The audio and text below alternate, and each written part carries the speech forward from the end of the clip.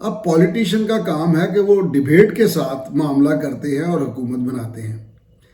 یہاں P T I کا اور عمران نیازی کا مسئلہ یہ ہے کہ یہ نفرت کی بنیاد پر ووٹ لیتے ہیں، نفرت کی بنیاد پر سیاست کرتے ہیں، دشنام ترازی کرتے ہیں، الزام تراشی کرتے ہیں۔ اگر یہ دیکھیں موت ہے، مصالحت ان کی سیاسی موت ہے، جبکہ آصف علی زرداری کی مصالحت سیاسی زندگی ہے۔ میاں نواز شریف نے، محترمہ بے نظیر بھٹو صاحبہ نے وہ مساک جمہوریت کیا، ان سے زیادہ کس نے زرداری صاحب کو 13 سال جیل کس نے دکھائی تھی؟